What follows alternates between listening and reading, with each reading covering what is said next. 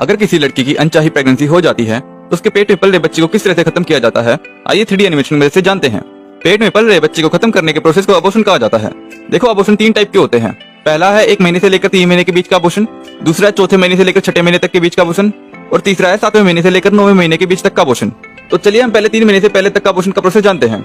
इसमें प्रेग्नेंट लड़की को उसके पेट में पल रहे बच्चे को डेवलप होने से रोकने के लिए कुछ मेडिसिन का सेवन करना होता है, जिसमें माइफप्रोजेस्टेरोन होता है। इस माइफप्रोजेस्टेरोन से प्रोजेस्टेरोन नाम का हार्मोन काम करना बंद कर देता है। प्रोजेस्टेरोन वो होता है जो पेट में पल रहे बच्चे को डेवलप करने में हेल्प करता है। प्रोजेस्टेरोन माँ के शरीर में नेचुरली प्रोड्यूस होता है, जिससे यूटेरस लाइनिंग स्टेबलाइज रह सके, जो बच्चे को न्यूट्रिएंट्स पहुंचाने का काम भी करती है। जब इन दवाइयों को खाने से प्रोजेस्टेरोन बनना बंद हो जाता है तो यूटेरस की लाइनिंग टूट जाती है और बच्चा गर्भ के अंदर ही मर जाता है। दवा लेने के 1-2 दिन बाद महिला मीसोप्रोस्टोल नामक मेडिसिन भी खाती है, जिससे कुछ समय बाद तेज दर्द और कॉन्ट्रैक्शन होना शुरू हो जाता है, जिससे मरा हुआ बच्चा वेजाइनल ब्लीडिंग के साथ यूटेरस से बाहर निकल आता है। इस दौरान लड़की को बहुत तेज दर्द होता है और दर्द में कुछ घंटों से लेकर कुछ दिनों तक भी रह सकता है। मरे हुए बच्चे के बाहर आ जाने के बाद भी 10 से 15 दिनों तक ब्लीडिंग हो सकती है, जिनमें से 8% महिला को 1 महीने से भी ज्यादा दिनों तक ब्लीडिंग होती रहती है और 1% महिला को हॉस्पिटलाइजेशन की भी जरूरत पड़ सकती है। माइफप्रोजेस्टेरोन की पिल्स गर्भ के 7वें हफ्ते तक अपना काम अच्छे से करती है, पर इसके बाद इस मेडिसिन के फेलियर रेट 5% तक बढ़ जाते हैं और 8वें हफ्ते तक इसका फेलियर रेट 8% तक हो जाता है और 9वें हफ्ते तक ये 10% तक बढ़ जाता है। और फिर जब दवाइयां काम करना बंद कर देती हैं, यानी कि जब दवाइयों से अबॉर्शन नहीं हो पाता है, तो सर्जिकल अबॉर्शन करना पड़ता है। देखो, मेडिकल अबॉर्शन के कारण महिला को दर्द, दस्त, उल्टियां, सिर दर्द और हेवी ब्लीडिंग भी हो सकती है। और कुछ केसेस ऐसे भी होते हैं जिसमें इन्फेक्शन या बिना डॉक्टर की सलाह के दवाइयों को सेवन करने से महिला की डेथ भी हो जाती है। देखो, 5वें हफ्ते से लेकर 13वें हफ्ते तक सर्जिकल अबॉर्शन किए जाते हैं, जिन्हें सेक्शन D एंड C भी कहा जाता है। इसको शुरू करने के लिए इसमें सबसे पहले महिला को एनेस्थीसिया दिया जाता है ताकि उसको दर्द महसूस ना हो, और फिर वेजाइना में डॉक्टर द्वारा एक स्पेकुलम इंसर्ट किया जाता है। फिर एक स्क्रू की मदद से स्पेकुलम को खोला जाता है, जिससे यूटेरस की एंट्रेंस को अच्छे से देखा जा सके। वेजाइना और यूटेरस के बीच सर्विक्स होता है, जो प्रेगनेंसी के दौरान बंद रहता है और बच्चे के जन्म का समय आने तक उसे प्रोटेक्ट करके रखता है। इसे खोलने के लिए डॉक्टर द्वारा मेटल रोड का इस्तेमाल किया जाता है। देखो, 13वें हफ्ते तक बच्चे के हाथ, पैर और उन पर उंगलियां होती है और साथ में बच्चे का दिल भी धड़क रहा होता है, पर इस समय उसकी हड्डियां नाजुक और कमजोर होती है। डॉक्टर द्वारा सर्विक्स खोलने के बाद यूटेरस में एक सक्शन कैथेटर को इंसर्ट किया जाता है और फिर सक्शन मशीन को चलाया जाता है। इस सक्शन मशीन का फोर्स हमारे घरों में इस्तेमाल होने वाले वैक्यूम क्लीनर से 10 से 20 गुना ज्यादा तेज होता है, जो बच्चे को यूटेरस से कुछ ही पलों में बाहर खींच लेता है।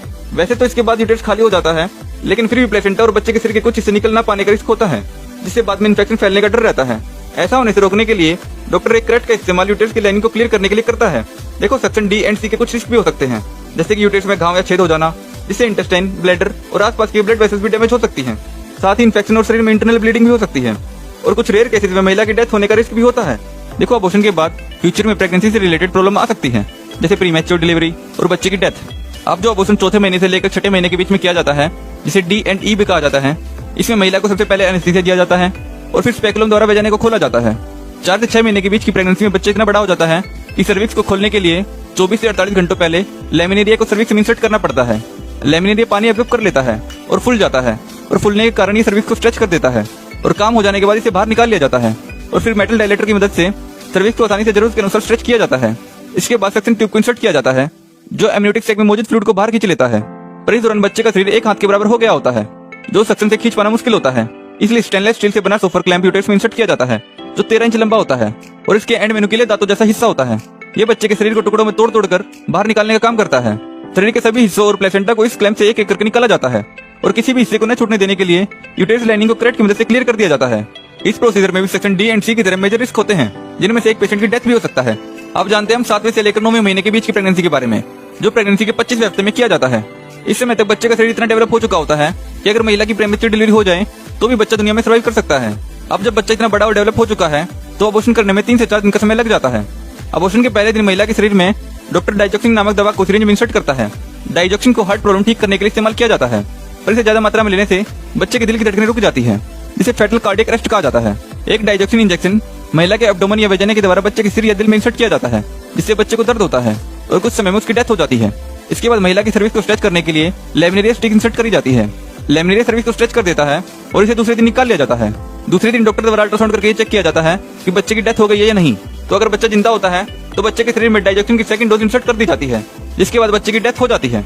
अबॉर्शन में महिला को तीसरे दिन और चौथे दिन बहुत तेज दर्द होता है और कॉन्ट्रैक्शन होते हैं। लास्ट में तो बच्चा पूरी तरह बाहर आ जाता है, जैसे नॉर्मल डिलीवरी के दौरान बच्चे जन्म लेते हैं। और अगर ऐसा नहीं होता है तो D एंड E प्रोसीजर की तरह बच्चे के शरीर को क्लैंप्स और प्रेप्स की मदद से टुकड़ों में तोड़ तोड़ कर निकाला जाता है। जब प्लेसेंटा और बच्चे के शरीर के सभी टुकड़े निकाल लिए जाते हैं तब अबॉर्शन प्रोसीजर पूरा हो जाता है। D एंड C और D and E abortion procedure की तरह इस प्रोसीजर में भी महिला के लिए हाई रिस्क होते हैं। प्रेगनेंसी के किसी भी स्टेज में अबॉर्शन के द्वारा एक शिशु की जान लेना एक पाप के बराबर है।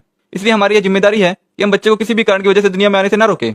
अगर आपको वीडियो इन्फॉर्मेटिव लगी है तो वीडियो को प्लीज लाइक जरूर कर दीजिएगा।